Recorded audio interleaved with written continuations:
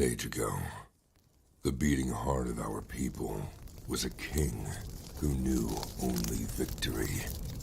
He wanted nothing more than an honorable death on the battlefield. Yet, none could match him, and so he wandered the earth, becoming lost in time and tide.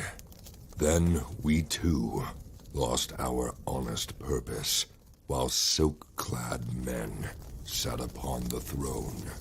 But tremble now, all cities that lay under the stars, for out of the shadows and mists of the land of promise, our courage has been rekindled, our heart has returned, and the world will burn.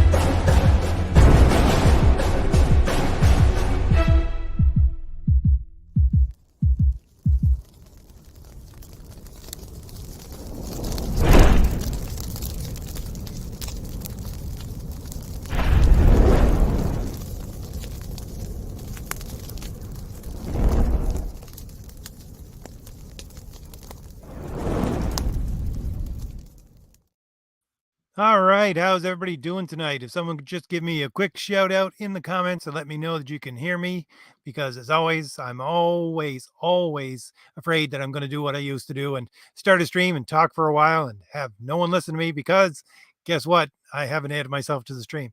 So, how's everybody doing tonight? I hope everybody is doing pretty well. Let's see. Michael says, can hear me. Great.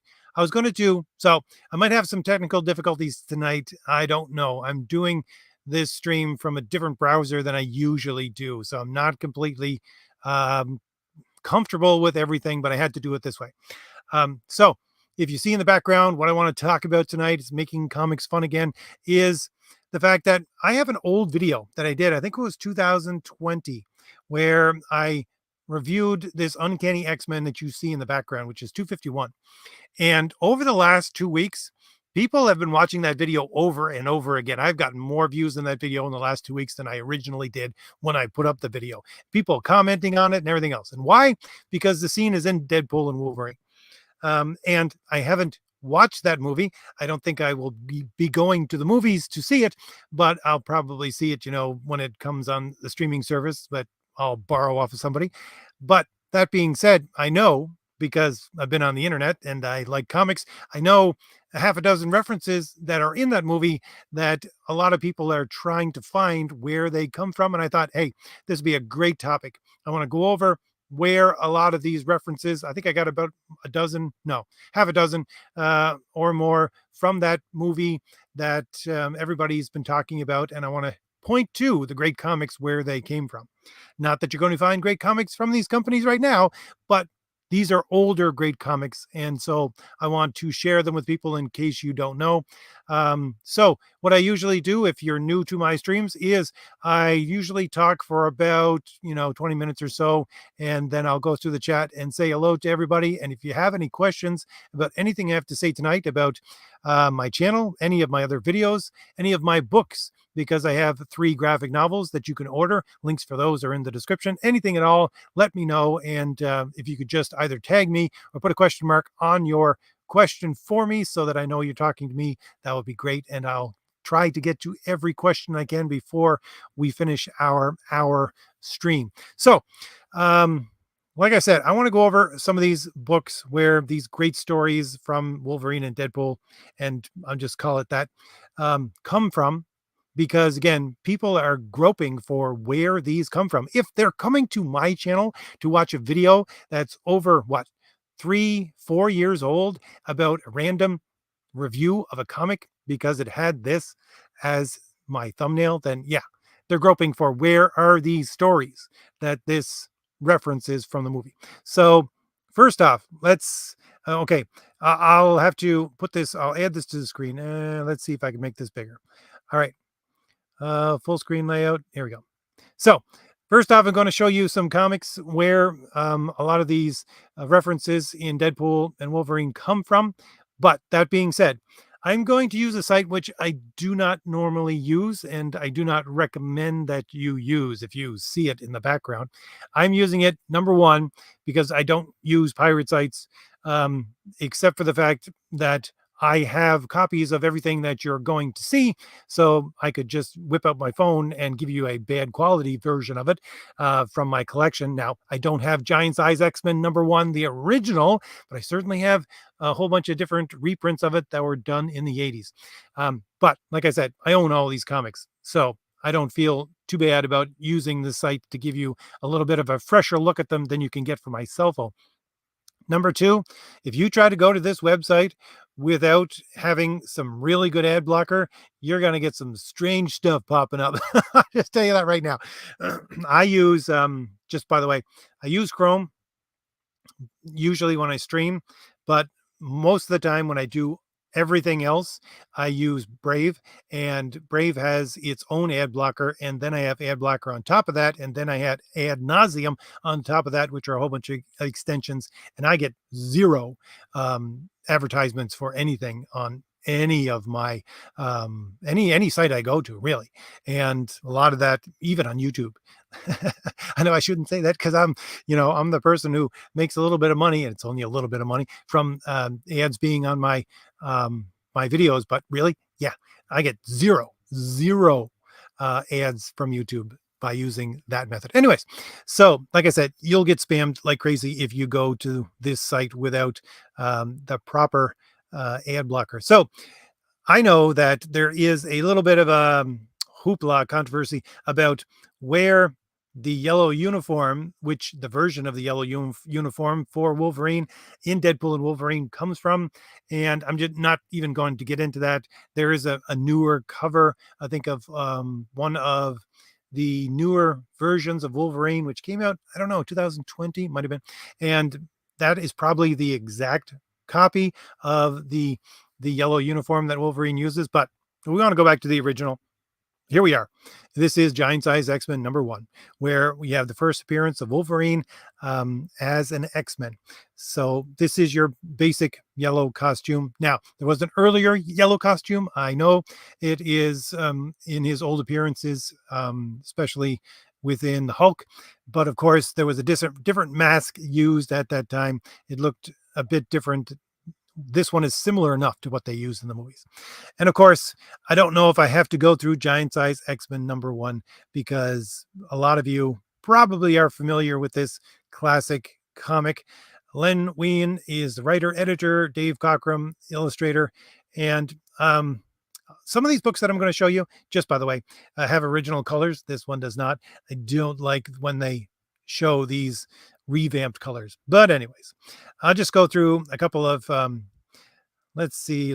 This is, of course, the first rallying, I guess we would say, of the Uncanny X-Men, the all new, all different Uncanny X-Men. And we'll just move downwards to the first appearance of Wolverine as an X-Men, which is this page here. Now, I'm not going to spend too much time on this because, of course, this is a major story with Wolverine in it. And let's just say, I think if I remember correctly, the entire plot point is that Professor X sent the original X-Men to the island of Krakoa to find out what was going on there because he sensed a gigantic mutant and they all disappeared and never returned. So he had to call on all of the second fiddle characters, or let's say the backups that he originally thought might be X-Men, but he never called because they weren't good enough for his X-Men originally. He calls all them, brings them to him, so he makes a new team, sends them to Krakoa to rescue the original X-Men, and the giant mutant signature is the island itself, which you would know about if you actually follow current comics because it's an entire mess with the whole Krakoa storyline. But anyways, this is where you get the original version of Wolverine's yellow uniform. Now, I'll just leave that up for a second because I'm going to try and do this, and sometimes the website does not want to participate with me right away. So if this doesn't work while I change, let's see. Nope, that's not going to work.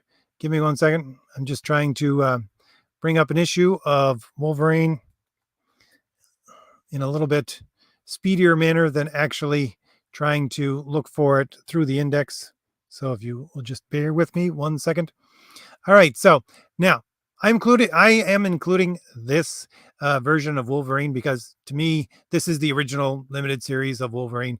This is the best series of Wolverine, probably of all time, if you ask me.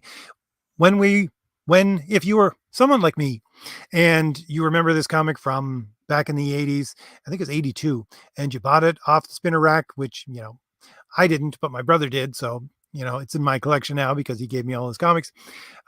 Yeah, this was the comic that had Wolverine in it by itself for years and years and years. And everyone was like, why can't they just make it a regular series? This was before anything Wolverine came out besides this series. But the only reason why I include this, of course, it is Chris Claremont, Frank Miller as your penciler, Joseph Rubinstein is the finisher. I don't actually know who that is right off the top of my head. But of course, he has the spectacular line, which I'm sure he uses in the movie. I'm Wolverine. I'm the best there is at what I do, but what I do best isn't very nice. If I actually see correctly from what they're putting out about the movie, they use that exact line. And I don't know if it was used before this time that Chris Claremont put it in Wolverine #1 or not. So I figured I would bring that up as well. And again, spectacular series, Chris Claremont and Frank Miller. You can't go wrong. I'll just give you a couple of pages. Oh, some beautiful, see, here we are. This is I think the old coloring here. Although it is very sharp, so I'm not entirely sure. You even have the advertisements that would you normally get within these books, which I love to see, which again, I do if I pull out my copy and read it, read the hard copy, which I do every once in a while.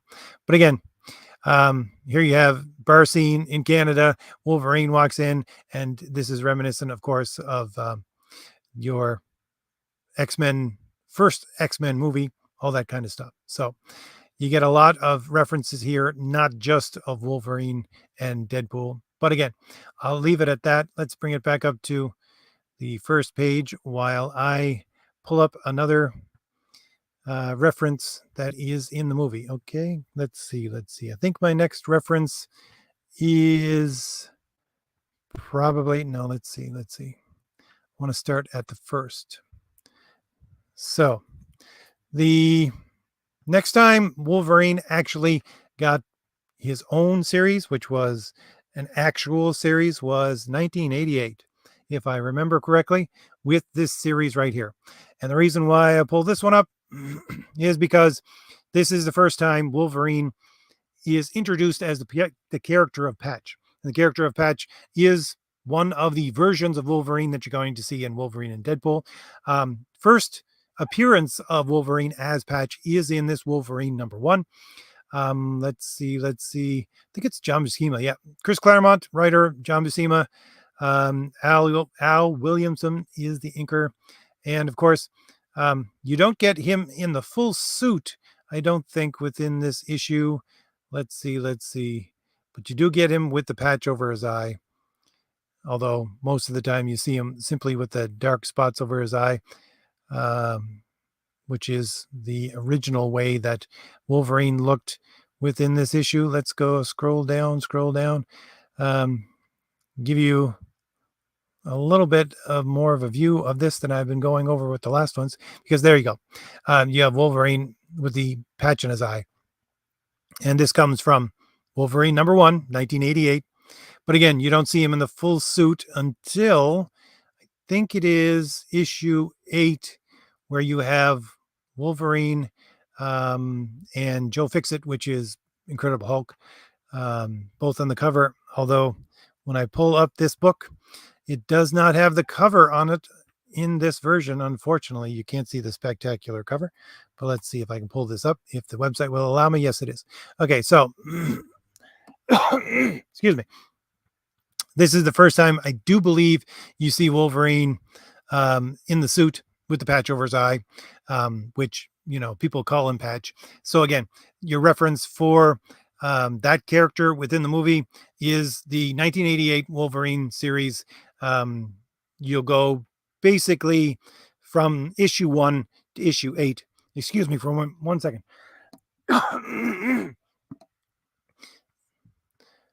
Issue 1 to issue 8, before you get A, Wolverine with eye patch, and B, Wolverine with a suit on, which is basically like Rick's from Casablanca.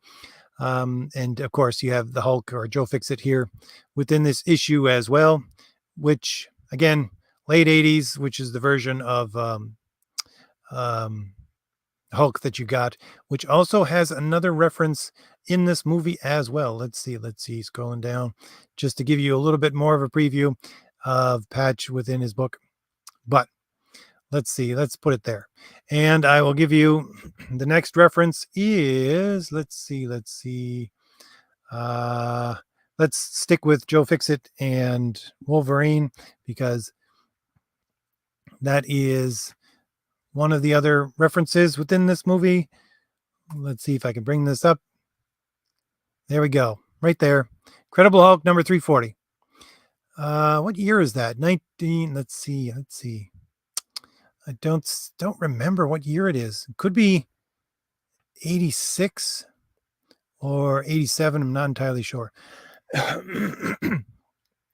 But this is if I see things online correctly, because I have not seen the movie yet, you see this basic picture of Wolverine, and this is the classic showdown between Incredible Hulk and Wolverine, which is done by Todd McFarlane. Although I don't think in the movie he's actually wearing this uniform, which is the brown one, but not entirely sure. But again, if you're looking for this among the Wolverine stuff, you're not going to find it. Little quick story about this comic here. Now, I bought this one off of the newsstand, and I had that in my collection, and it just shot up in price after I after a couple of months, even then. But shot up in price was $25 to $50 at that time. I don't even know what it's worth now. And then later on, a couple of years later, I found it in a dollar bin. I couldn't believe it, because it was supposed to be a dollar bin. This guy, I don't think, knew exactly how to run a comic shop, because he had a dollar bin, and he said he had a little sign saying, "Check out what's in here. You might find something that you're not expecting." And I guess he didn't understand quite what comic book people are like, because there was probably, I don't know, about a dozen long boxes full of dollar comics, and I went through every last comic. And I would have done so even if I didn't find anything new. If it was just a dollar box, I would have done so. But I found a second copy of this exact comic, which again was probably about $50 at that time, and I got it for $1. That was my second edition of that. So again, this is the classic cover that a lot of people are familiar with, and this is Peter David's story. Todd McFarlane is the art, and Rick Parker's the letterer. So Todd McFarlane's doing the entire art. Now this is early Todd McFarlane, so you might not be used to seeing it exactly like this. Again, you have Hulk as Joe Fixit, and basically the storyline for this entire thing is that Joe Fixit is, I think, with Agents of S.H.I.E.L.D. at that time, and he just wants to get away, and he basically takes off, causes some havoc within parts of Canada, and then you have, I don't know if it's parts of Canada or not. It might be. I'm not entirely sure where the setting is. But Wolverine shows up, and hilarity ensues, because Joe Fixit wants to fight. And oh, by the way, this is the version of the leader at that time, if you're wondering who this character is. But yeah, Joe Fixit wants to have a fight. Joe Fixit just wants to let off some steam, and he meets up with Wolverine, and he just wants to fight. And Wolverine says, "No, I'm done with that. I'm not fighting." And Joe Fixit, Incredible Hulk, just has none of that, and he forces the fight out of Wolverine. And then you have Spectacular. How many pages you got?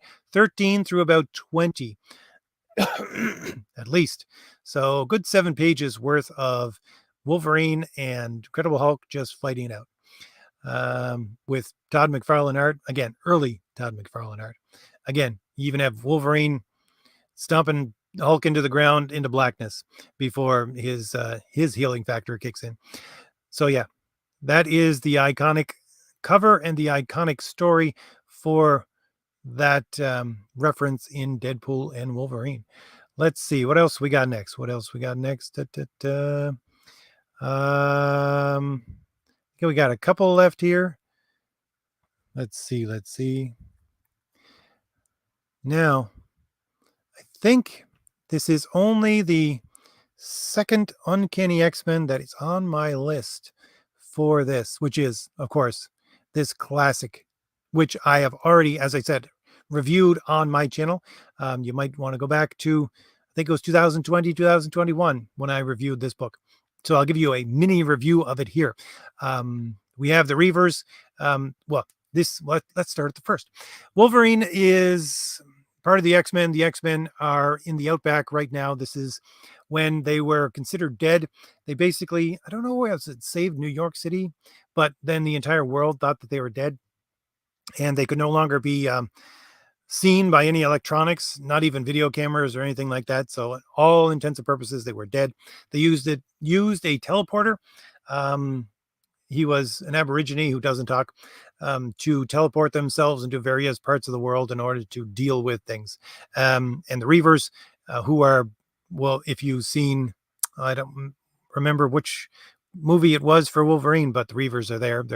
They're half half human, half cyborg. Basically, I think it was the body shop that actually created them into that. The people who made Spiral, which use some technology from Mojo World, if I am correct.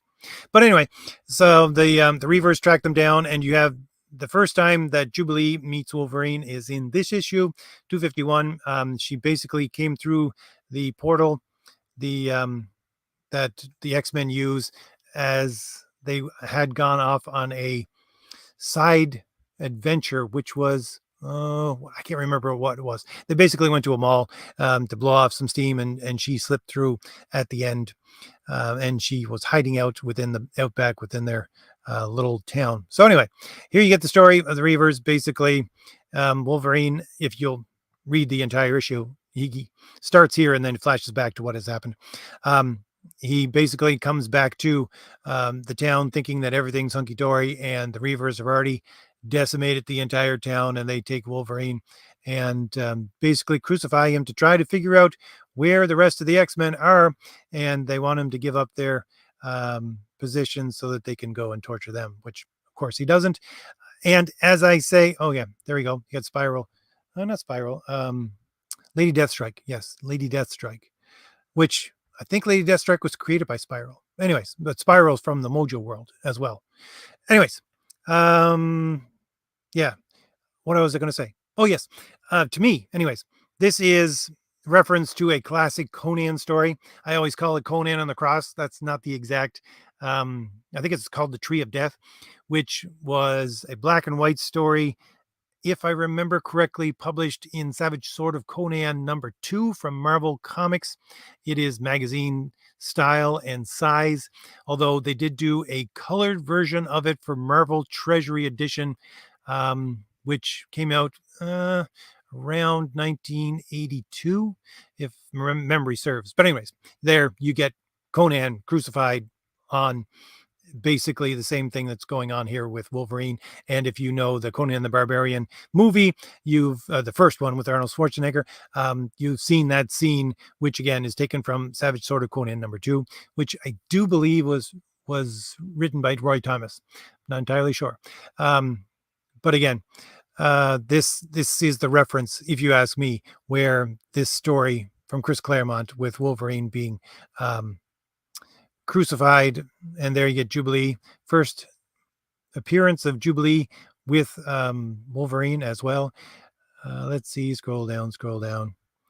And you basically get Wolverine having a whole lot of fever dreams because he's stuck out in the outback in the desert, crucified.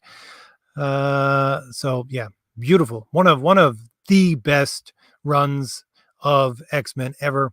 One of the best books of that run is what you're looking at right now. So again, I'm just going to scroll through it very quickly because I can't remember. Oh, you got some Brood in there as well. Which, yes, it's Jubilee who actually, I think, saves Wolverine in the end after all of this. But hey, look, Carol Danvers in an actual, Shield uniform. All right, so let's leave this one alone and give you that reference one more time. It's Uncanny X-Men number 251. And we'll go to the last one that I'm going to reference here, which is a story that is newer than all the rest and not something that is very much to my taste, but just because it is in the movie. And with the rest of these, I will give it to you. It is Old Man Logan. Now, this is not the original, and it's Bendis. Yeah. This is 2015, and there was Old Man Logan, of course, before this. I can't remember what date it was, 2005? No, I don't think it was that early. But this is not the first Old Man Logan, but of course you get this version of Old Man Logan, this exact image of him within the movie. And, oh, wait a minute. I'm missing one. Let me see. Where am I? I do have another one in here somewhere. Well, I might have to search for it, but I think there's another one as well. So this is Old Man Logan, where you get the basically Pale Rider, Clint Eastwood version of him on the cover. And again, this is 2015 Old Man Logan #1. Again, there are Old Man Logan comics before this, but I think this is where you're going to get the reference for that, and it's part of Secret Wars as well. So I'm not going to go over this because, again, it's not exactly my thing. Let's see. It's Brian Michael Bendis writer. Let's see. Scrolling down. Okay, so let me see if I can pull up. I don't know if this is going to work for me, but I will try. There is the Age of Apocalypse Wolverine as well. And I forgot to copy that reference down. So let's see if we can pull it up here and then just go straight to it. Find. Hopefully you will bear with me for just a minute. Let's see if we can find the original, because a lot of these are reprints. Nope. Age of X, no. Age of Apocalypse. Let's see, scrolling down. I apologize for the technical difficulties right at the moment. That's the wrong Age of Apocalypse. Here we go. Right here. Issue 1, I believe, is the issue where you get introduction of... nope, this is the wrong one. I apologize for that. This is the trade paperback, which actually gives the early versions of those characters, or the early stories that lead up to Age of Apocalypse. That's what it is. Here we go. No, it's the prelude. I don't know if I can find it. I apologize again. The prelude, again, is another trade paperback that just gives you the early stories that don't actually fit into the Age of Apocalypse. They're pre-stories where people are seeing the things that might actually happen. Scrolling down. This might be it right here. Let's see, Age of Apocalypse. Issue 1. No, I think this is a later one as well. Unfortunately, I am not picking up where this... All right. Let me do a little bit of messing around here, and I will come back to that in 1 second. Let's see. Let's see. If anybody wants to put, let me see. Let's see. Oh no, sorry. Anyways, Age of Apocalypse. I can't remember what date it came out as well, but if I have a moment and I actually get to take another look, I'll see if I can put a little more into that to find out what the reference is and what year it is. But the Wolverine with the stump hand within X-Men, or sorry, within Deadpool and Wolverine, where he has the claws coming out of the stump. That's Age of Apocalypse. That's the original Age of Apocalypse #1. What year it is, I don't know off the top of my head.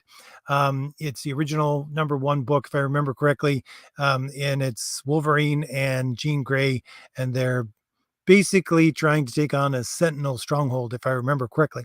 Now, the only reason why I didn't put this higher on my list was because even though that's a fairly interesting version, it's like an Elseworld world version of Wolverine.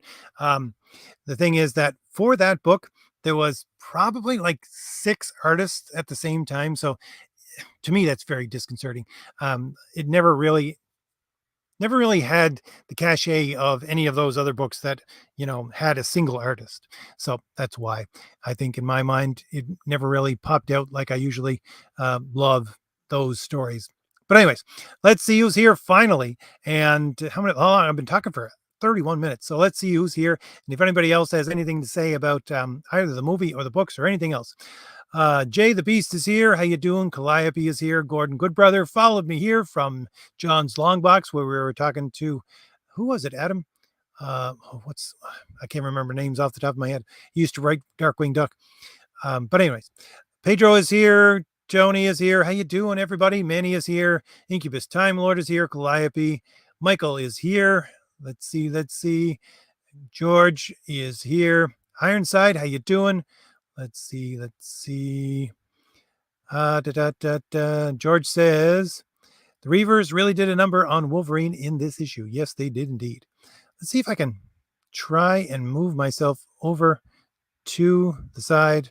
Give me 1 second here. I'm going to stop this screen and put this one up. There we go. So you can see the cover better, because I'm not going to put much art up in the background today, because this is art enough and I don't have anything else besides the other covers, which I might show a little bit more. Let's see. Incubus Time Lord. Let's see. Jay the Beast says, anyone else bothered by how Marvel is pushing X-Men after years of crapping on the franchise? While I'm definitely not surprised, I'm disgusted nevertheless. Well, quite honestly, they're just going back to crappy stories anyways. I mean, right now they're trying to once again push X-23 as Wolverine, and there is a new Wolverine series out right now, which is what? It's X-23. So they tried that once and it didn't work, and they can try it again. It's not going to work. So they're just crap comics. Let's see. Scrolling down. How you doing? Delete. I'm not entirely sure how you pronounce it with all those. I don't know. What are they? Axinumol. Scrolling down. Vaz says, Uncanny started with Krakoa and then died years later by Krakoa.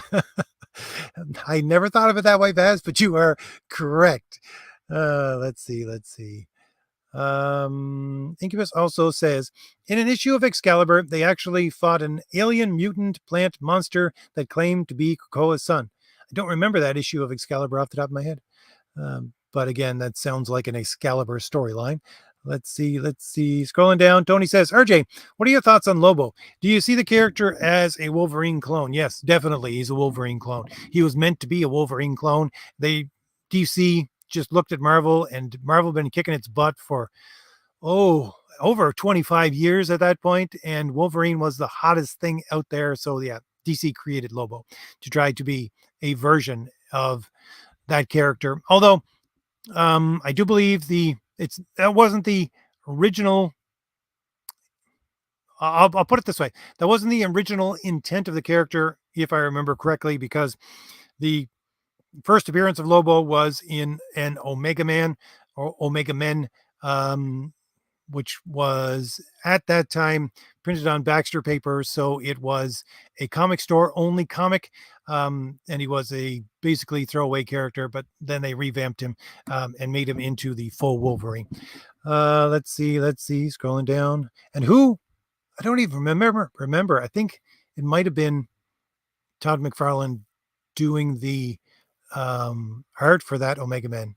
Not entirely sure. I can't remember who did the art for that issue of Omega Man. So you know, everything comes full circle. Let's see. Yes, Vez also is with me and says old ads in comics were cool. Yes, you want to know why? Because old comics were cool, and if you wanted to sell a cool thing, you sold it with a cool thing. So yeah, old comic ads were cool. Um, let's see, scrolling down. Manny says, RJ, I'm just curious how you feel about the multiverse being used in comics, and do you think it can used in a way that won't make the story feel like it doesn't matter? Oh, Manny, that's one heck of a can of worms if I answer that question. Um, I think there are some spectacular Elseworld stories from DC. I think there are some spectacular multiverse stories from both Marvel and DC, but um, it is just too tempting to use it and misuse the multiverse in a way that is going to break storytelling. I don't like it.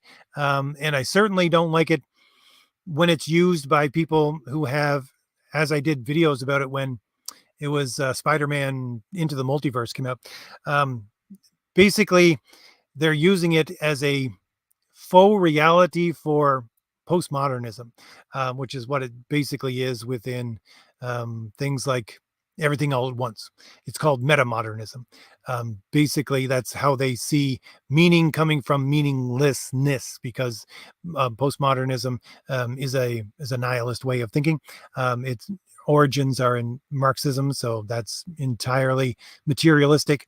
So yeah, they use it for metamodernism, which I did an entire video on, um, to basically try and say everything is real, but nothing is real. So there could be meaning out there somewhere in some alternate version of you, but there is no meaning here. So just have solace that there might be somewhere in the multiverse.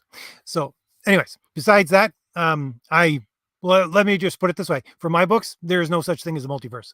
For my books, you have pocket, not really dimensions, but pocket areas, which basically I take from the ideas of other worlds from Celtic mythology, which are basically parts of the world which some people can see, but others can't. So that's as far as I go.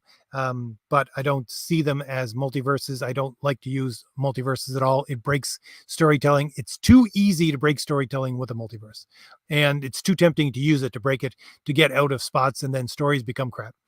Let's see. Scrolling down. Pedro says, I love how people always call this kids' entertainment, and yet never any movie take the liberty to make the scene as crude as the original source.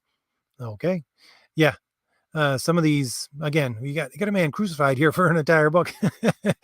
uh, I don't think, and this was 1988. So, yeah, at that point, X-Men, I guess it was for teens at that point. Let's see. Incubus says Patch also had a black ninja-like costume, and he wears camouflage face paint over his eyes, but he only used that costume as Patch in Madripoor. Yeah, I think, yeah, there was, what was it? An attempt at humor to use it in the book, which was Wolverine and Havoc, but that's only something I'm dredging up from my memories. Let's see. Scrolling down, Vaz is talking about the classic Wolverine cover. Let's see. Alessandro is here. How you doing? Chris is here. Chris says, my hot take is we never need origins or to know every little thing about Wolverine's past. A little mystery keeps things interesting. Yeah. Um, it wasn't until Marvel Comics Presents and Well, it might have been Marvel Comics Presents #1, which again, I think came out around 88, but I'm not entirely sure. Until you actually got a origin story for even the adamantium within Wolverine's skeleton. That was the only way that they could try and pull people into Marvel Comics Presents, because it was a anthology book. And so the Wolverine part of it was 8 pages of 4 stories, I think, within the book. And it was a garbage book, besides the fact that it had the origin of Wolverine, and it was done by Barry Windsor Smith. There was also, I think at the time, Shang-Chi was one of the other stories in Man Thing, and they alternated between a 4th story with different characters. Anyways, but that was the only way they could sell it, was to sell it through a Wolverine story. And to me, although that was a good story, when they started to get into the actual history of Logan, besides the fact that, I would like him to go back to the 1960s and that's it. Leave everything to some mystery. When they get into, the Hudson's Bay Company and all that kind of stuff, no. I don't think that that was needed at all. Let's see. Scrolling down. George, let me see if I can pull up your comment here. Why is it not coming up? Something up with my keyboard. There we go. George says, that's what sucks about completing your collection. You stop going through dollar boxes. Before my collection was complete, would go through every one of them. Yeah. I would go through dollar boxes, and I remember, the funny thing is that I own almost all of the first run of Captain Marvel, the original Captain Marvel books. And why? Because I got them in a dollar boxes in probably 1984. Well, there was a comic store in Nashua, um, which is, where is it? I think it's on the 9, somewhere in Maine. Anyways, that's where I got all those books from. Scrolling down. I don't know if that guy is actually still there. George also says Silvestri did an homage of that cover with his character Witchblade. Yeah, I don't like homage covers. I just don't.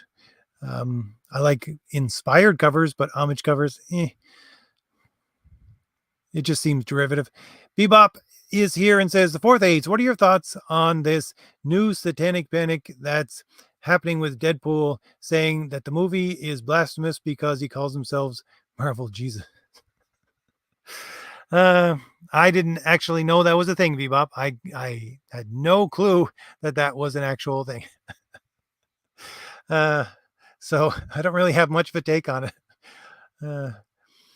Let's see. Bebop also says, and the inclusion of the iconic cover of Wolverine crucified on a yellow X. Well, that's, again, Wolverine crucified is from what again? I don't remember. Let's see. I have it written down here somewhere. No, I don't. Again, that's probably from 1988 or earlier. But this goes back to, again, a Conan story, which was mid 70s, which was Savage Sword of Conan, if not early, #2. So again, historically, crucifixion is not been reserved for just one person.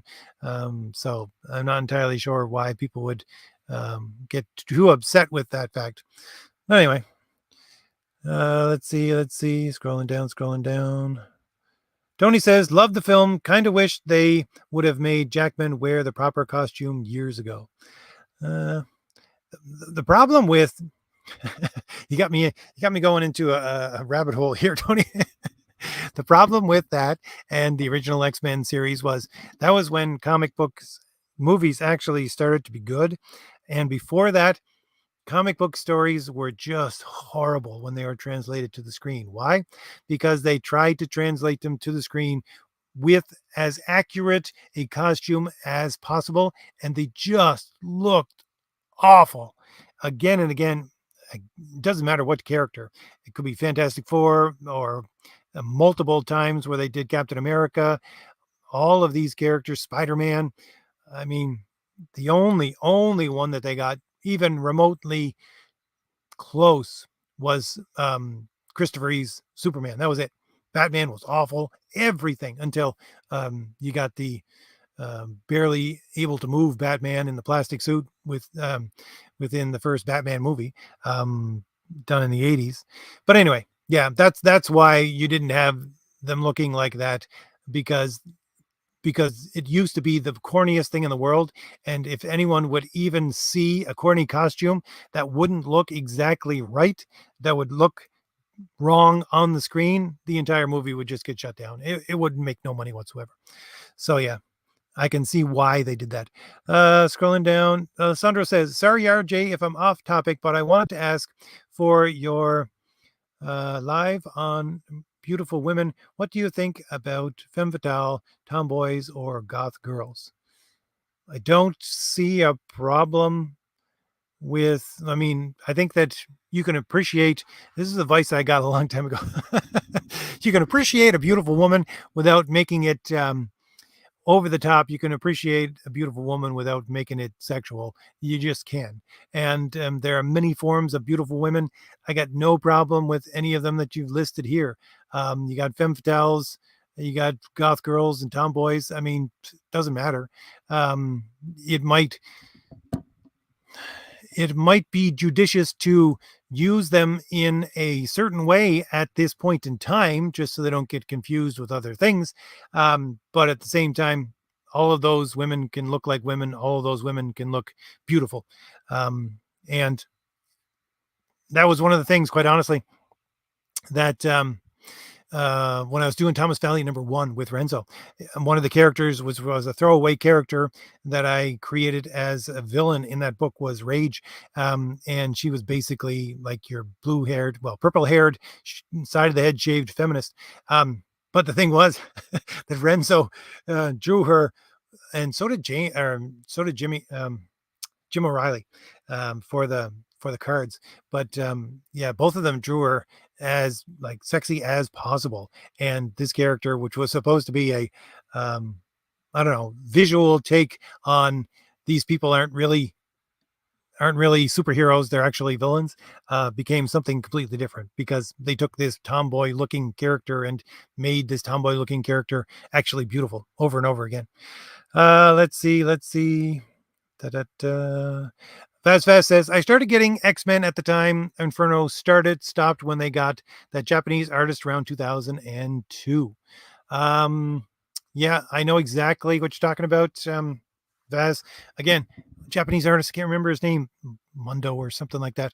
I can't remember his name off the top of my head, but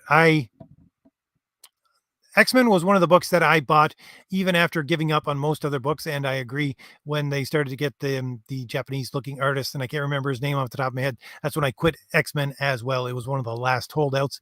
But yes, I bought X-Men a long time before Inferno. And when I was a kid and the first comic shops opened up, X-Men was one of the things that I scoured the old long boxes for. I think my earliest X-Men that I own is probably number 26. It's a ridiculous book with the lotus on the cover.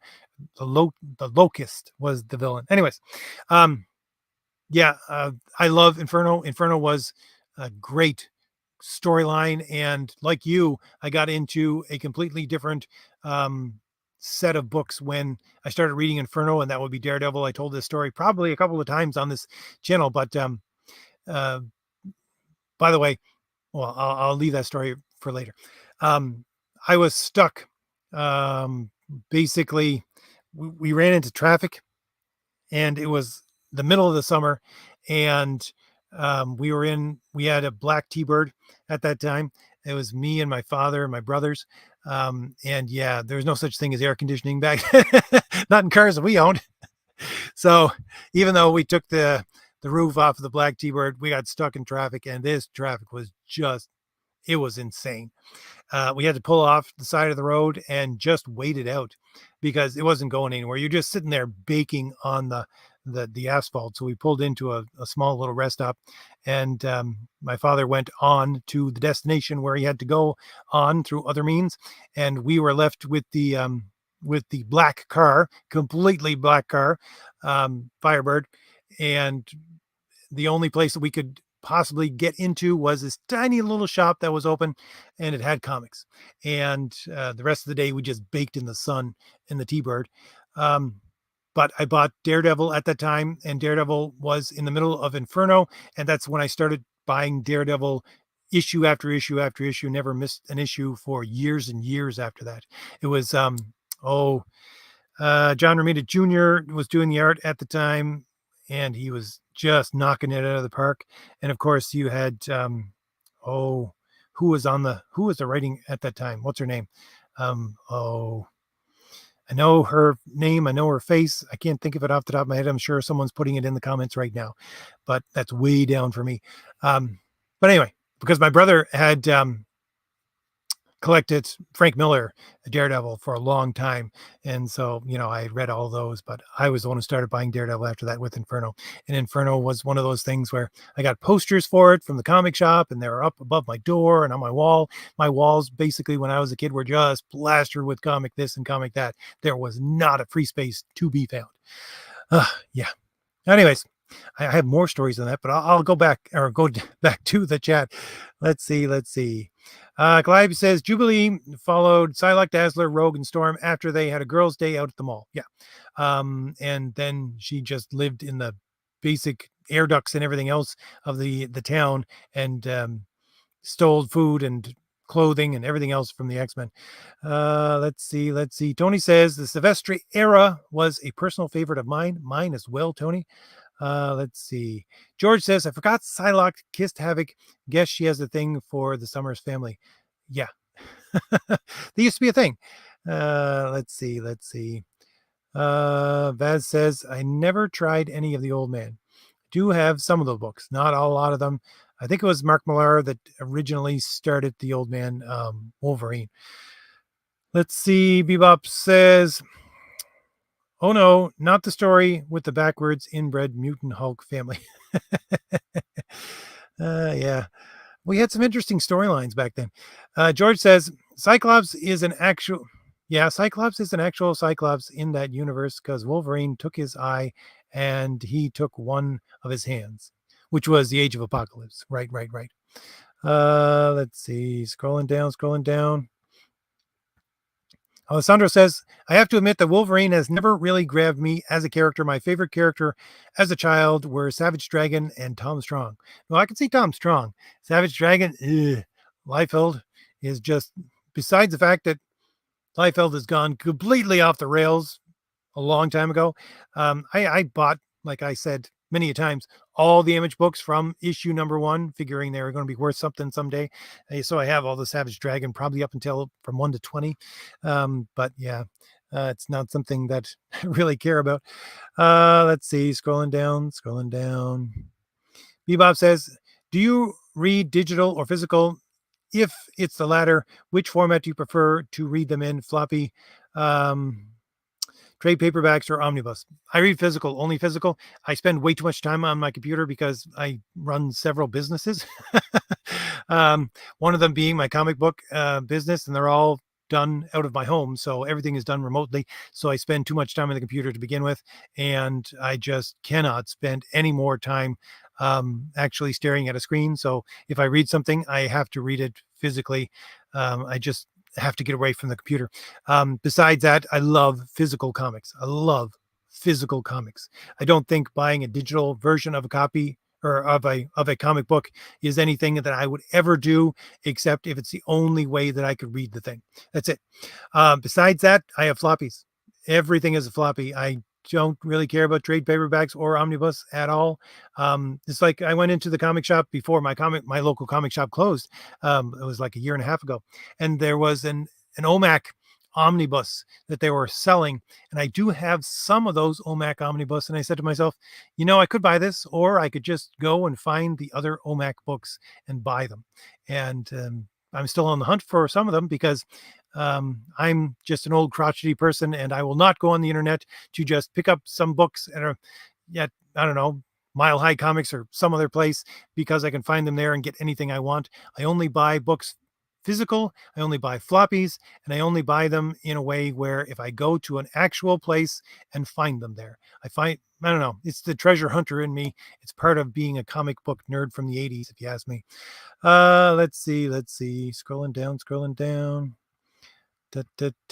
Fast says, with all its flaws, I liked Age of Apocalypse. Yeah, it was a good storyline, and they were running on all cylinders with Chris Claremont at that time, but the art, I think, had, because they were just trying to switch out too many people at once because they couldn't keep up with the demand for the books. Because if I remember correctly, at the time of Age of Apocalypse, X-Men, I don't know, it only had one book coming out at that time, but it was coming out twice a month. Can you imagine? I don't even know if you could imagine that in today's market. Today's market, they don't even have monthly books that come out monthly. Sometimes they skip months and they just don't have anything and it doesn't show up. And then you have series that are just mini series. Nothing is really an actual series. Everything's a mini series. Here you had a long standing book like 251, right?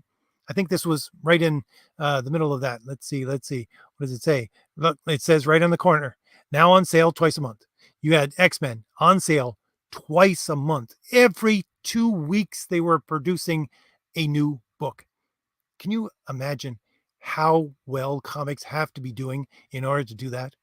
So yeah, when they were trying to catch up with Age of Apocalypse to the physical demand for all of these books, they just put too many artists on it at once because they couldn't get someone to do the story artistically fast enough. They just couldn't.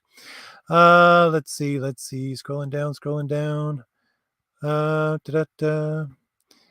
George says, I'm surprised that issue got approved by Comic Code Authority with what happens in that issue. It was a 251. I'm not entirely sure because I showed a bunch. But hey, this was 88-ish, so Comics Code was relaxed by then. Alessandro says, RJ, since the Deadpool and Wolverine movie is coming out, what do you think of the Deadpool character? I find it overrated. Yeah, I never liked Deadpool. Never liked Deadpool.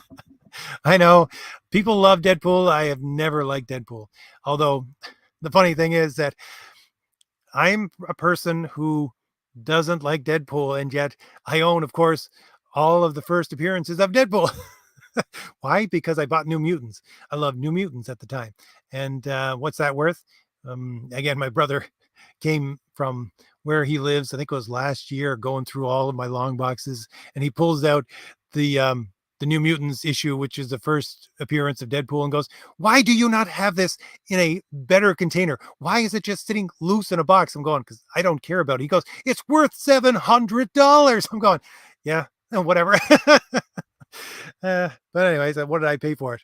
Maybe $1 off the newsstand. Let's see. Yeah, never liked the character. Scrolling down, Tony says, RJ, what are your thoughts on Barry Windsor Smith's Weapon X?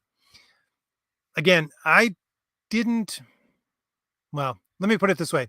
At the time, it was spectacular. I hated the format that it came out in, being Marvel Comics Presents. At the time, again, I thought this was revolutionary, and I think I have multiple issues of the first Marvel Comics Presents. I think up to about issue 5 where it reprinted, or where it had all of these originally. So yeah, I bought plenty of copies of them because it was something you get to see Wolverine's origin or part of his origin. That was spectacular. But again, one of the things I love about Barry Windsor Smith is that he created an entire aesthetic around not only this character, but also around other characters like Spiral and the whole Mojoverse and all that, which a lot of other people just picked up and ran with, Ellen Davis being one of them. So yeah, Barry Windsor Smith, again, rarely did anything that was continuous, but when he did that, it was something to behold. Again, also with, I can't remember, he did a one shot with Wolverine in earlier than this in X-Men. So it was probably around, I don't know, 225 or something like that. I can't remember off the top of my head. It is Wolverine basically covered in blood wandering through the snow with the Power Pack family around Christmas. And I do believe the Reavers were after him at that time as well. But yeah, the entire aesthetic of Barry Windsor Smith, which he just was firing on all cylinders with the Weapon X storyline that he did, is stuck in my head so much that I want to do a comparative story with my character, which is sort of a Wolverine take on a character, not really, which is Pulse. It's I built a character which completely almost completely different power set, but sort of the same attitude, and is very old at that same time. I want to do a one shot, probably with Nick Axe, sometime in the future, probably not for a while, but with a Barry Windsor Smith aesthetic, which I pull out of my mind from the versions of Barry Windsor Smith that he did with Weapon X and his covers for X-Men and the couple of editions that he did with X-Men. I love Barry Windsor Smith, except for, his very early stuff, which of course he was just basically learning how to do comics when he did, the first couple of issues of Conan the Barbarian. Let's see. Scrolling down. Trey says, how you doing, Trey? They're trying to push tokenized Deadpool as we speak. Yeah, well, I really don't care if they tokenized Deadpool because he was never a character that I really cared about at all. Pedro says, no offense, but you uninhabitants of USA are obese with the end, are obsessed with the end of the world. Oh, okay. Yeah, we're obsessed with the end of the world. I don't know, Pedro. Holy Moses, been talking for an hour. I should get going on these comments, but I'll say this, Pedro.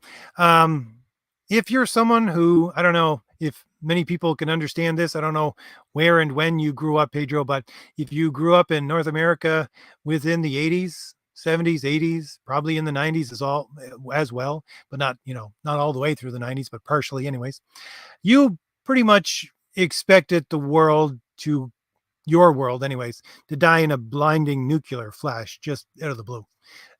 It's just something, I don't know, maybe I know a lot of people who have the same sentiment about growing up, and that's what I thought. It's not so much an obsession. It's just that, global thermonuclear war was a definite possibility, and that means the end of everything. Let's see, scrolling down. Souls of Death, how you doing? Says, I wonder why they don't release Wolverine Origins, the game, and the Deadpool game to capitalize on the Deadpool movie.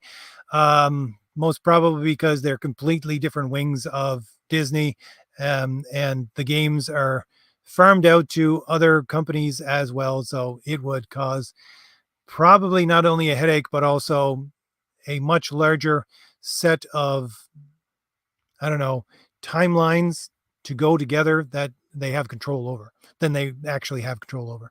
Let's see, scrolling down. When I mean timelines, I mean everybody getting everything out at the exact same time. It just never happens.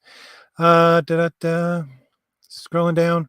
George says the only good multiverse comic were What If comics, where it was done just for the fun and didn't affect the normal universe. Yeah, I always bought What If comics, but at the same time, the stories were garbage most of the time. There's only a few that I actually really liked. That's why I say that, most of the Elseworld stuff for DC actually worked, whereas most of the What If stuff did not work for Marvel. Scrolling down, probably because of the small format, and they only had like 22, 24 pages. Tony says, RJ, what are your thoughts on the current throuple relationship between Logan, Jean Grey, and Scott Summers? Oh, I have to actually say, also because within the What If comics, they were just testing basically new artists who were not ready for prime time. So that's part of the reason why they failed as well. Tony, I don't know. I don't really care about current X-Men. I don't really care about current Marvel. I think that Wolverine and the rest of the X-Men are dead. Wolverine's corpse is orbiting the sun somewhere. If he died within that last issue before the Krakoan era. So really don't care. And besides that, they keep on saying at Marvel, that was never a thing. So really, it's not something I put a whole lot of brain power into thinking about. Alessandro says, RJ, I've always found the Wolverine's regenerative power to be a Deus Ex Machina. I'm not saying they should remove it, but it should have limits. Well, again, if you read late 80s, early 90s X-Men, it did have limits. Wolverine got to a point after Magneto, which I admit was a completely ridiculous storyline. But when Magneto leached out all of the adamantium from Wolverine's skeleton, which was in the first issue, if not the first issue of the new X-Men series, when it started up in late 80s, I think. Up until that point, the Uncanny X-Men was the only thing that was around. But anyways, ridiculous storyline. But after that point, he was completely nerfed just because his healing power had been so taxed that it just wasn't working anymore, wasn't working correctly. So there were times within the X-Men history where they, put limits on what they could do with it. Trey says, Celtic mythology, other worlds, that's cool. So you alternate dimensions like 9 or 10 realms of the world tree. No, not exactly. If you read Celtic mythology, so you're thinking more of Norse mythology, which has these different kinds of worlds and dimensions and things like that, which within Celtic mythology is completely different. Celtic mythology, basically, you had several occupants of Ireland before the Celts actually got there. The Shay were the first ones, and then the Tuatha De Danann, but the Shay were basically elven-like creatures if you read the myths, and they escaped into the hills when the rest of these people started to come, and so that's where you get the ideas of leprechauns coming from. But anyways, they just basically knew magic, and so they went and lived. Well, everybody lived in hills. Even the high kings of Ireland lived in hills. The castles at that time were just built into hills. But anyway, so they went and lived in these places where no one could see them, because they basically put up a magic shield where people would just walk by and not see them all the time, although the people inside could see out, things like that. Those are what Celtic other worlds are like. Or the fact that you could go, you would have to go through basically an ominous point of nature in order to get to some place, which was another world, which again was just another part of a world. The Fomar, which were people that were continually attacking Ireland, they were called Fomar Underwave because they lived under the ocean. Basically, they weren't sea people. They're not like Atlanteans that lived under the ocean. No, you had to go through the ocean and go as far down as possible in order to go through what was basically a portal to get to where they actually lived and things like that. But the whole concept comes from the fact that they would sail so far away that they would go under the waves because they would go over the curvature of the earth. But anyway, and things like going through, caves and then coming out to the other side and into a different world. Something like, you get with Khazar and the Savage Lands, or you would go over a bridge or through a thicket of trees and you get something like Sir Gawain and the Green Knight, or you go down a path which you can only go once, things like that. That's what the Celtic other worlds are like. That's what the kind of other worlds that I use in my stories are like. Let's see, scrolling down. Alessandro says, for example, Savage Dragon has similar powers, but if you cut off its limbs, it takes months for it to grow back. Well, that's one of the things about, well, not always, but Wolverine. Again, if you look at the story from Age of Apocalypse, he can't grow back limbs because I don't even remember. I don't remember if he could at that point or not, but he never grows back limbs. I always thought it was because he has an adamantium skeleton and you can't actually cut off any of his limbs. But if you go with the Age of Apocalypse, then no, he can't grow back limbs. Let's see, scrolling down. Bebop also says, Fourth Age, a bunch of crazy TikTok evangelicals are saying this, not me. Okay, well, there are plenty of those out there. Let's see, scrolling down. George says, I think the 70s Spider-Man TV show did a good job on the costume. Yeah, maybe good, but not great. Michael says, the Romans crucified a lot of people. Yeah, they crucified a lot of people. Let's see. Vaz says, what about the Japanese Spider-Man show? I don't think I've ever watched that. I've seen it referenced and I've seen the manga that was created off of it, but I don't remember ever watching the show. I've just seen snippets of it here and there. He also had a mecha in it at that time, but whoop-de-doo, within the 1970s, Spider-Man, he had a dune buggy that could drive on the walls. So what does it matter? Michael says the Japanese Spider-Man show led to Super Sentai, which led to Power Rangers. Okay. Let's see. Scrolling down, Trey says, I despise when they treat Wolverine like a deadbeat dad. You have his Dakin and his bunch of children, which he was tricked into killing and all other over the multiverse. Yeah, those are not storylines I really care about. I agree, Trey. It just cheapens the character. Let's see. Because all they want to do is make clones of Wolverine without calling him Wolverine, like with anyways. It's never a good storyline. Tony says, RJ, do you think that the original 82 Conan the Barbarian is more of a Call of Atlantis film? Well, yes, just because the character. Well, man, let me think. Because what's the name of the character that that Wolverine, or not Wolverine, the Conan is fighting in that book? But again, you have the Yuan-Ti. Yuan-Ti are snake people, and that's the main villain within the books. Within the movie of Conan the Barbarian, 82. So yeah. Because again, they don't even get the origin story of Conan right to begin with. There's some little bits of Conan in there and some little bits of Call of Atlantis. It's not the actual Conan story in any way, shape, or form, having him be a slave and all that kind of stuff. So again, it's not pure Conan the Barbarian. It's not pure Call of Atlantis, but it has strips of both of them woven together within a mishmash mess. But at the same time, it's a good movie. Let's see. George says Spider-Man is really popular in Japan.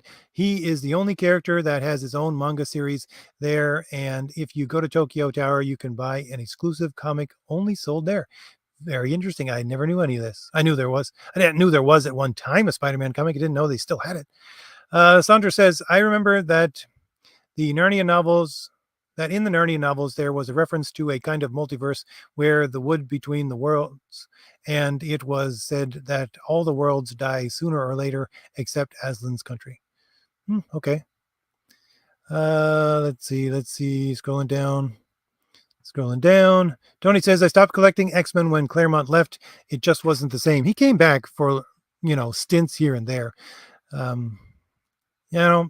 love Claremont stories, but sometimes he could just get way too impressed with himself and much too wordy. Let's see. Scrolling down.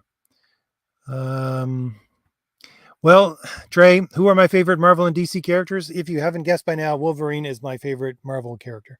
Has always been my favorite Marvel character. I always thought I wanted to be like Wolverine, but I actually ended up like Scott Summers. But then I grew up and I live in the middle of nowhere in the woods.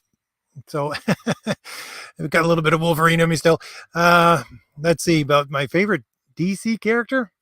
That's a hard one because I really don't know. I don't really have a favorite DC character that would be for all time. There were certain stints of characters that I completely loved, like Mike Barron's revamping of Wally West as the Flash. That was my favorite character at that time, was Wally West Flash. And I still think Wally West should be the only Flash left alive. There are some obscure characters that I really loved when they came out, like Blue Devil was a character that I just loved at that point.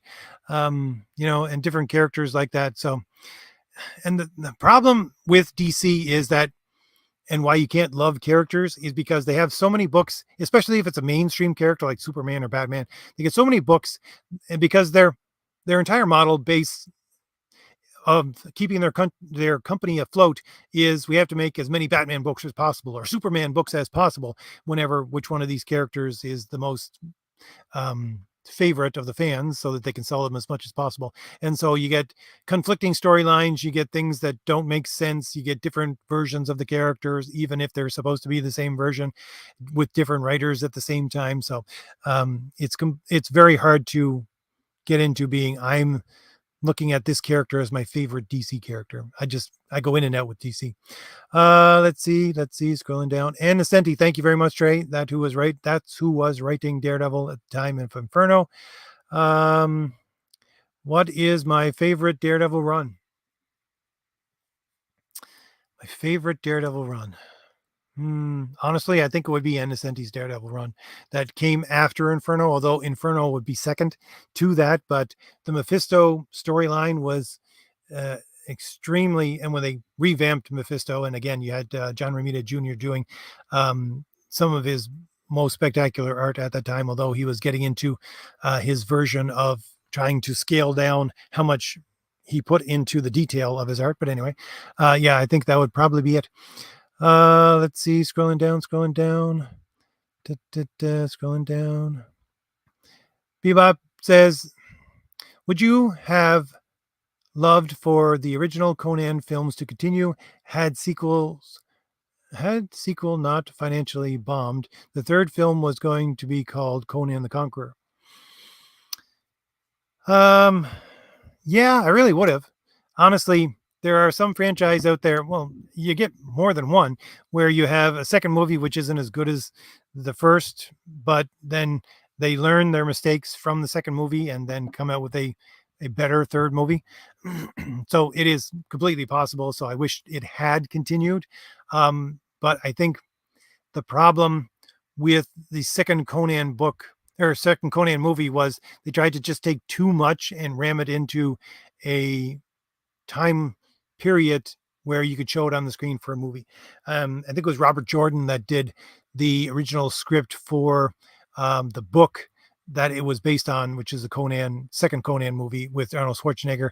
And then it was tweaked by Roy Thomas or vice versa. I can't remember off the top of my head, but I do remember the entire book, and it is very similar, only has a couple of deviations from the movie has only a couple of deviations from the book itself. And yeah, I think they just tried to squeeze too much in there, but yeah, I wish they had continued. Alessandro says the first Savage Dragon stories weren't bad, but I have to admit, you're right, RJ. This is why I no longer buy volumes of Savage Dragon. Scrolling down.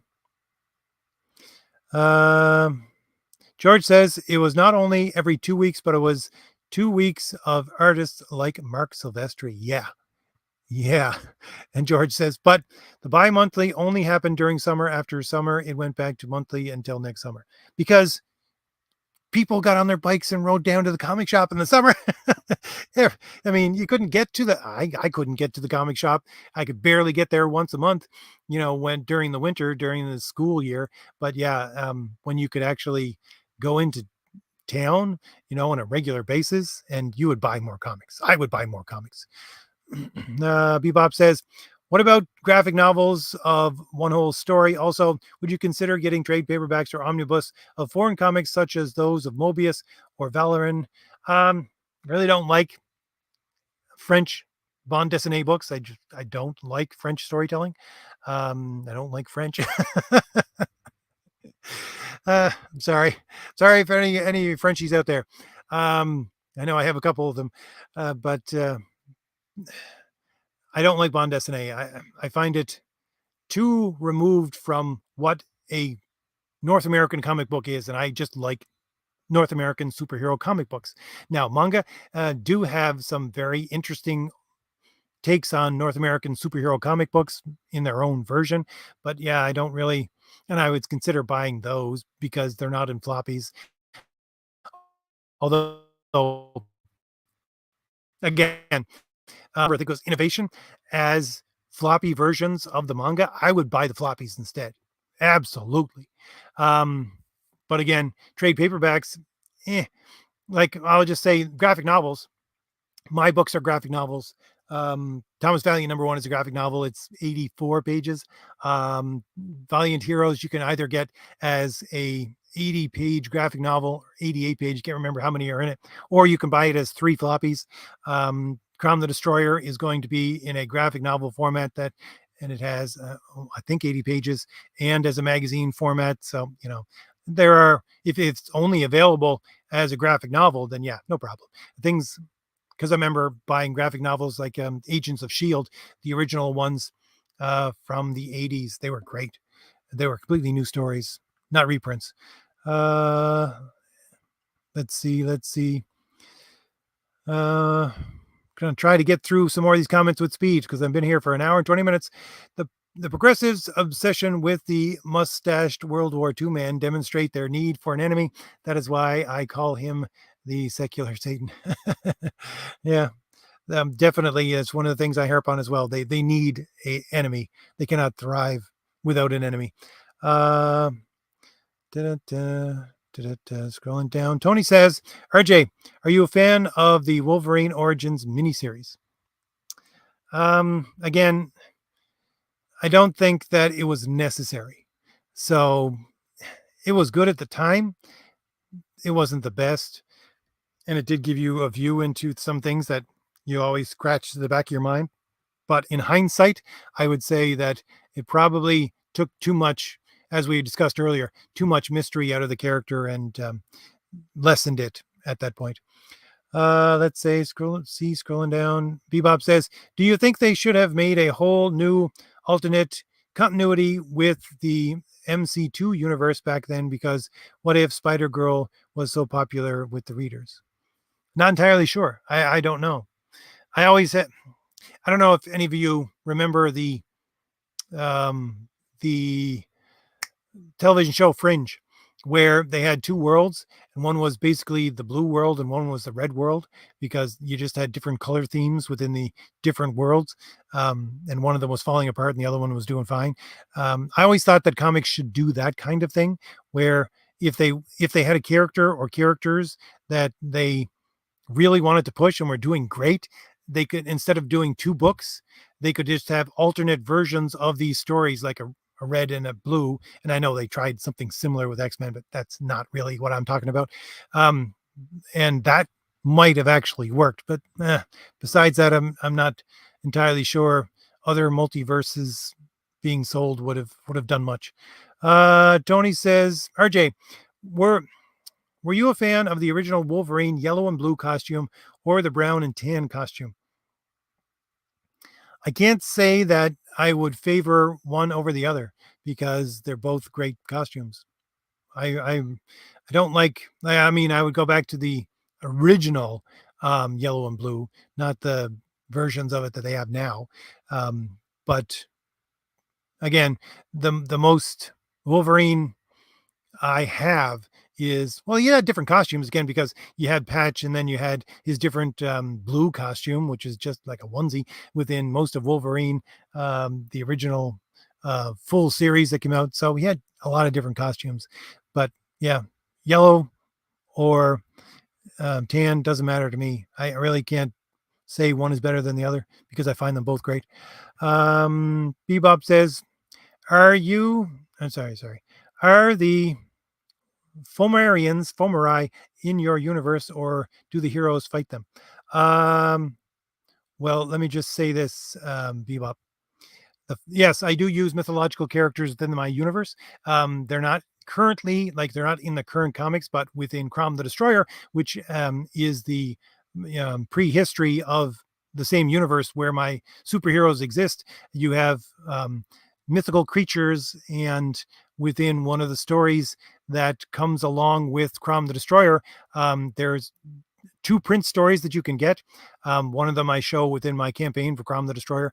The second one, which I wrote for a publication which they didn't pick up, I'm going to put in there as well with the first story. So instead of just getting the one standalone story, which is a print story, it has a second standalone story, which is, people are going to get extra if you back that tier. And yeah, there's a reference to Fulmar in there. Let's see, scrolling down. Thulsa Doom, yes, thank you, George. Thulsa Doom. I think Thulsa Doom was a cold character. Alessandro says, RJ, are you going to do an episode on world building? I never thought about doing one, but that might be a good idea. Scrolling down. George says, even though in Atlantis Attacks it says that Conan's sons killed the last of the Snake Men. Atlantis Attacks. Oh, yes. Now I remember. Yes. That was a series of stories that were told through annuals that were done within the summer of, what the heck was it? I don't know if it was 80. I don't know. I think my mind is going back to 88 all the time right now. It could have been earlier than that, 87 or 85. It wasn't a spectacular. I hate it when they tried to do that with the annuals. It never worked very well. So Atlantis Attacks is not something that I revisit very often.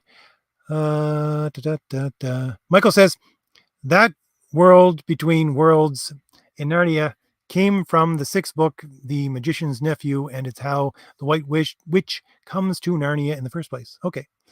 Let's see. Trey says, Ann Neseni got me into Daredevil, Typhoid Mary, and the Punisher Face Off. Yeah. Again, Ann Neseni is probably someone I do not agree with politically in any way, shape, or form, but she's a good writer, and I can appreciate her stories. Alessandro says, RJ, I'm writing a comic, but I get lost thinking about the story. Would rather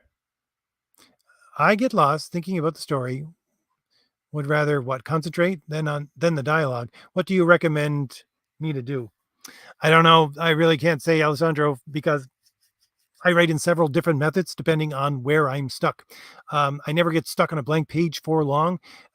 If I need to prime the pump and get myself working, I just say page 1, page 2, panel 1, panel 2, panel 3, and then I do short panel descriptions. Sometimes I just write entire pages worth of dialogue and then put, because I have scenes in my head, and then put them into where the panels are supposed to go. So I use several different methods. A lot of them work just to get me going. That's all I need to get moving. Once I get going and get some momentum going, I just don't want to stop. And then the story kind of tells itself. That's how I do it. Bebop says, I said shouldn't because of your distaste for alternate universes and multiverses. Yes. Okay, let's see. Random is here. How you doing? Date night is over. Just wanted to say hello. Can't wait to hear tomorrow's talk. Thanks, Random. Let's see. Scrolling down. George says art was done by Mike Bagley. Was that an Atlantis Attacks? I'm not entirely sure. All right. I actually got to the bottom of the chat while I've been talking for an hour and a half. What? We'll give Bebop the last word here. He says, I can tell which what if you definitely don't like at all. What if Spider-Man was the Punisher? I really like, there was some really good early what ifs. There was one where you had an entire, let's see, what if all the Avengers, or what if Tony Stark gave out armor to everyone? I can't remember what the name of the what if was. That was a great version of what if. I had that and I read that over and over again. There was a couple, and it was really good art. Someone who was probably trying to be like Joe Kubert, I think, at the time. But anyways, I never really liked the storytelling within What If. I think they were too limited by the page count and the lack of talent that they were given. Anyways, I want to thank everybody for showing up tonight and listen to me blather on about Wolverine and go over some of the great Wolverine storylines, because a lot of people ask me over and over again, what do you recommend I read if I want to go back and read 80s comics? Well, I just gave you a list of Wolverine comics that you can read, which I think of as great Wolverine comics, and some of the best comics within the 80s. So there you go. If you haven't read any of those before, there's your reading for, the summer, or what's left of the summer. Anyways, just to let everyone know, once again, links are in the description for my 3 graphic novels. You can order Thomas Valiant and the Valiant Heroes at the Valiant Heroes website, at the Indiegogo site, and also Crom the Destroyer at its own Indiegogo site. Links are in the description, and I want to thank everyone once again for showing up. Listen to me blather on for more than an hour and a half now, and I will leave you with the short 44-second trailer for Crom the Destroyer, and I'll see you all later. Bye. No matter how many wars you fight, no matter how much blood you shed, no matter how much rage you loose, No matter how many demons you face, no matter how many companions you lose, no matter if our kingdom falls, I know that you will return to me in honor.